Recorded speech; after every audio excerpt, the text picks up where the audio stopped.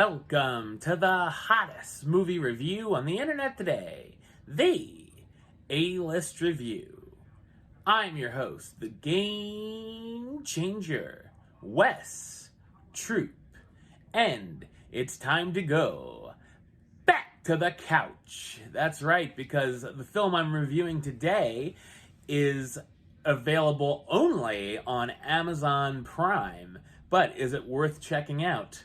My review of the 2022 animated sequel, Hotel Transylvania 4, Transformania, coming up now.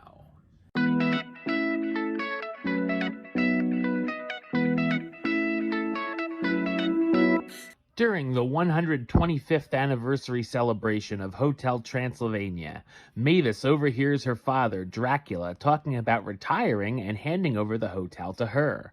When Mavis's husband, Johnny, finds out, he becomes overexcited with renovation plans, and Drac lies to him, saying that only monsters can own real estate. Johnny ends up using Van Helsing's invention, the Monsterfication Ray, that turns him into a dragon-like monster.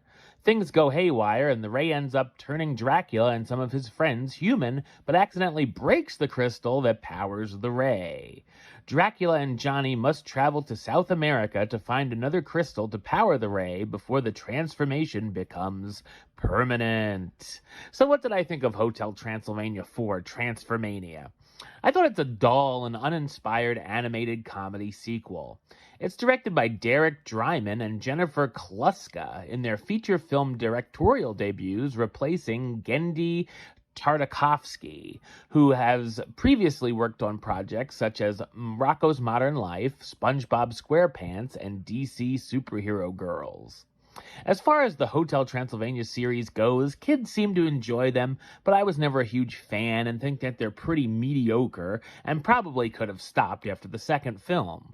This fourth and final entry, however, feels unneeded and very much like a straight-to-video Disney sequel. Not that this is Disney, but you get the point.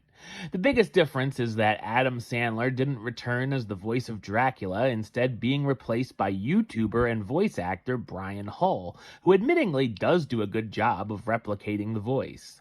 The animation, like the other entries, looks pretty good as well. It's bright and fast-paced. While I felt the other three films were for the whole family to enjoy, this one seems more made for kids. The story is very average and feels like something you'd seen on a random episode of a Nickelodeon cartoon, but extended to a full-length feature. The trip with Dracula and Johnny and the journey they go on discovering things about each other is something we've seen done better a million times over, as is the message of accepting who they are. And of course we get a lot of the fish out of water scenario of Dracula reacting to being human and vice versa for Johnny. I actually forgot about what had happened in the previous films, totally spacing that Dracula got married in the last entry to Van Helsing's great-granddaughter. What happens here is even less memorable. The comedy definitely misses more than it hits, and I left out one or two chuckles the whole runtime. It's pretty much what you'd expect seeing: the Wolfman becoming human with a beard, the Invisible Man actually visible, and Frankenstein becoming attractive. That one was a little bit funny at least. There's a ton of sight gags and slapstick, but a lot of the jokes, especially Johnny's bro-y ones, get old fast.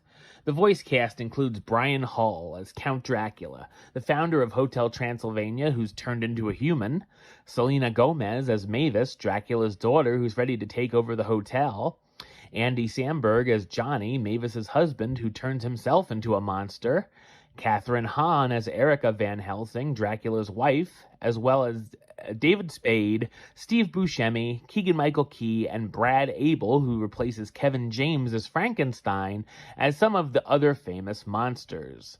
Hotel Transylvania Transformania definitely feels more at home, than it does in theaters, as the jokes have gotten old and the ideas have gotten stale.